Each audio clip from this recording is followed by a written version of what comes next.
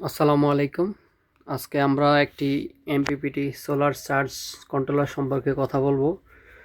তো এটা হচ্ছে এলডি সোলার কোম্পানির একটা চাইনিজ ব্র্যান্ড। এলডি সোলার কোম্পানির ট্রেসার ডিম সিরিজের একটি এমপিপিটি সোলার চার্জ কন্ট্রোলার। তো এই সোলার চার্জ কন্ট্রোলারটি বাংলাদেশে খুব একটা পরিচিত নয়।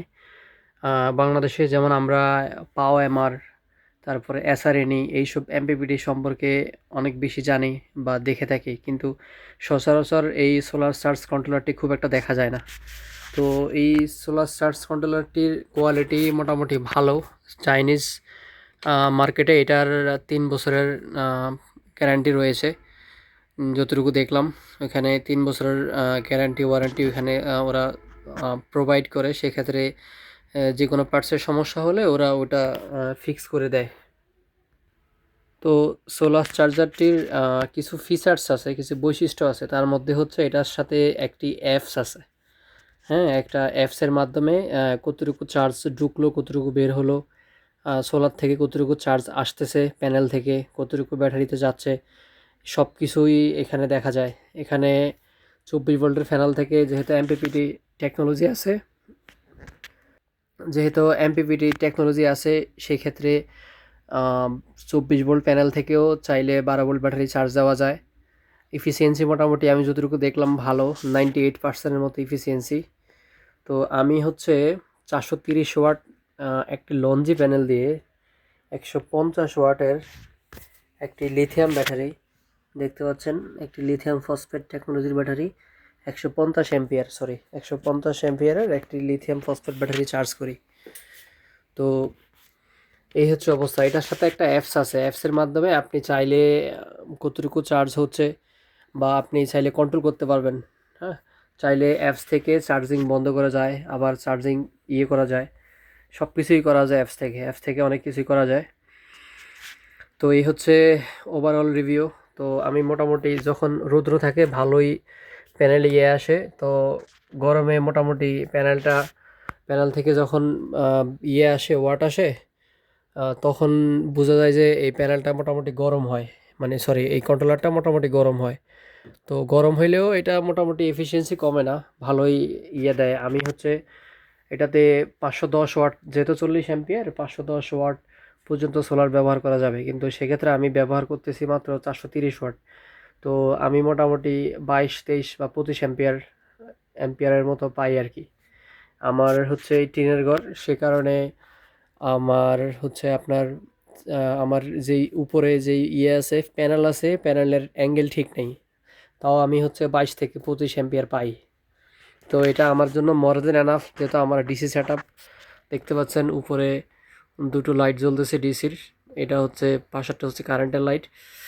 তো এই হচ্ছে অবস্থা। তা আমি যতটুকু দেখলাম, সোলার চার্জ কন্ট্রোলারটি খারাপ না, ভালোই, মোটামুটি ভালোই সার্ভিস দিচ্ছে। তো আমার ইনিশিয়ালি হচ্ছে এসআরএনই কেনার ছিল, বাজেট ছিল। পরে আমি এসআরএনই মার্কেটে পাই নাই, এটা কিনে নিছি। তো আমি বলবো যে আমার কোনো রিগ্রেট নাই। থ্যাংক ইউ, আল্লাহ হাফেজ। তো এই হচ্ছে এলডি সোলার কোম্পানির MPPT solar charge controller apps.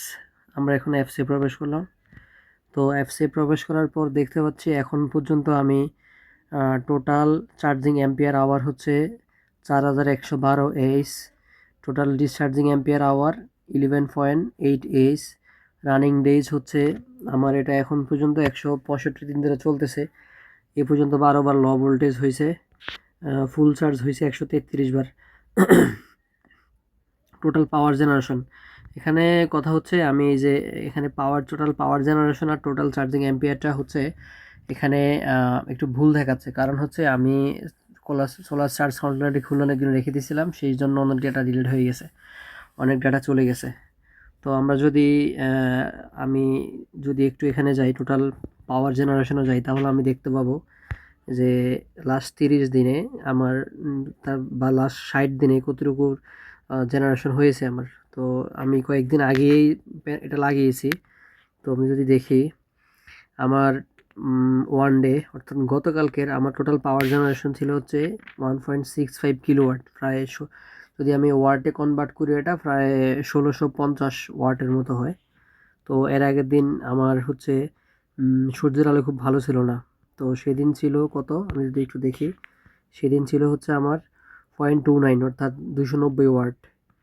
তারপর 0.83 কিলোওয়াট অর্থাৎ 830 ওয়াট।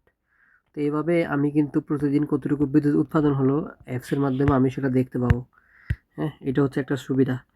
এটা হচ্ছে এখানে আমার পিবি থেকে কত ভোল্ট আসতেছে, হ্যাঁ, কতটুকু ভোল্ট আসতেছে, কতটুকু কারেন্ট, কতটুকু পাওয়ার সব দেখা যায় টাইম সহ।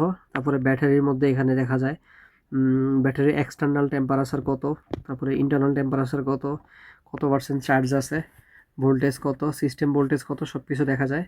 তো এখানে একটা টেম্পারেচার সেন্সর আছে, এখানে যেই আমরা এক্সটার্নাল টেম্পারেচারটা দেখতে পাচ্ছি এটা মূলত হচ্ছে আমার যে এনভায়রনমেন্ট বর্তমানে আমার রুমের মধ্যে কতটুকু টেম্পারেচার চলতেছে সেটা দেখায় আর কি।